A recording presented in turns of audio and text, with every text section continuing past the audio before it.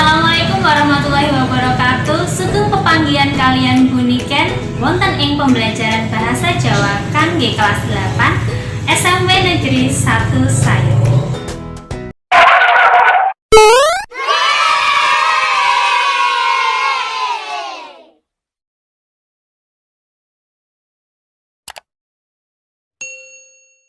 Wonten ing video menika puniken badhe ngandharaken babagan cerita legenda. Materi cerita legenda iki kalebu wonten ing kompetensi dasar 3.1 yaitu memahami isi teks cerita legenda. Ingkang gadhahi tujuan 1. Peserta didik dapat menyebutkan ciri dan jenis legenda. 2. Peserta didik dapat menyebutkan unsur-unsur legenda. 3. Peserta didik dapat menjelaskan isi wacana cerita legenda. Nanging saderenge puniken nglajengaken video niki, puniken nyuwun kanggo awamu sing durung nyepake alat tulis awujud buku lan pulpen saged dicepake sakniki. Amargi kata sanget materi-materi ingkang penting lan kerja dipun catet.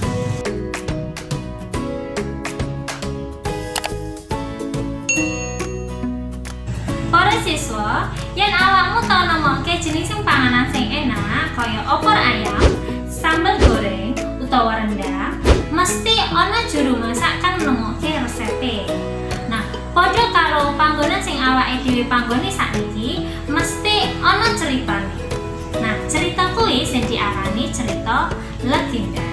Nah, saking mriku saged dipun tarik kesimpulan pengertian cerita legenda, yaitu cerita sing isine nyeritake babagan dumadining salah sawijining panggonan ingkang kalebu cerita fiksi lan cerita rakyat.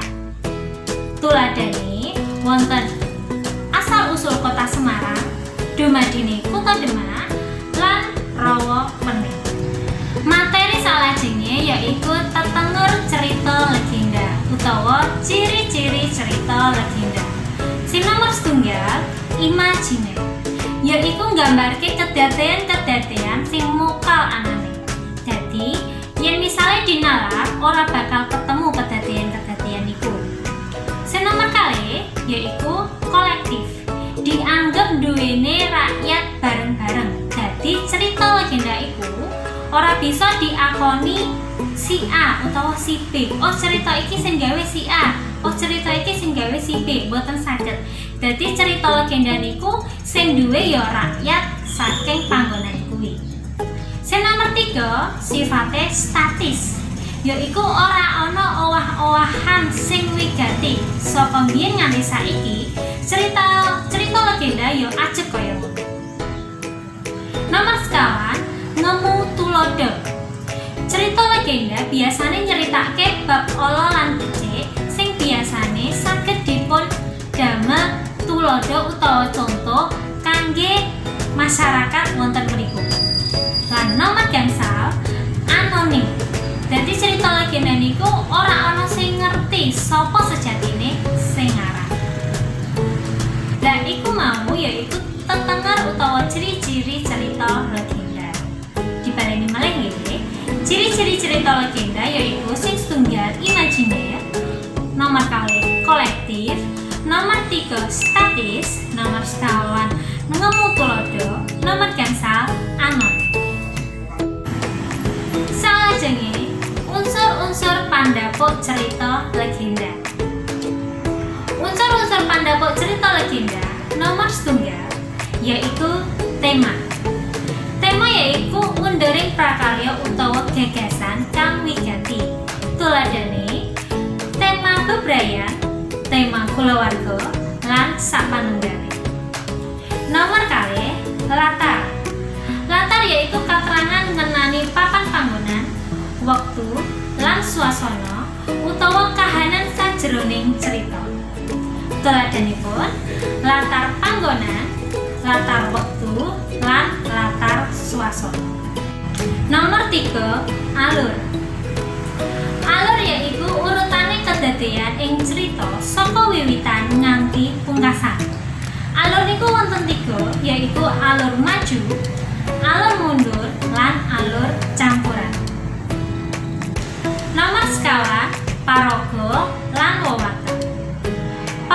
yaiku tokoh sing ana ing sajroning cerita legenda. Lajeng wewatek yaiku cara pengarang nggambarake wateke para paraga. Paraga kaperang dados 3 yaiku paraga protagonis, antagonis, lan tritagonis. Paraga protagonis yaiku paraga kang wateke apik. Lajeng antagonis yaiku paraga kang duweni watak ala. Lan terakhir paraga tritagonis yaiku paraga kang bisa dadi kancane paraga protagonis utawa paraga antagonis.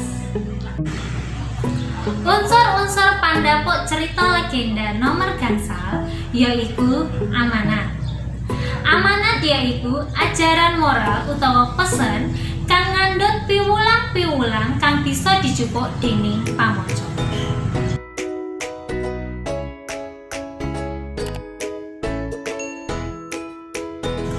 Para siswa menika wau puniki sampun ngandharaken materi babagan cerita legenda, yaitu pengertian cerita legenda, nomor kali tetenger cerita legenda, nomor 3 unsur-unsur pandhapuk cerita legenda. Mugi-mugi saged bantu awakmu sinau basa Jawa wonten ing omah. Menawi wonten materi utawa bab sing dereng dimangertosi saged nyuwun pirsa wonten ing Google Classroom.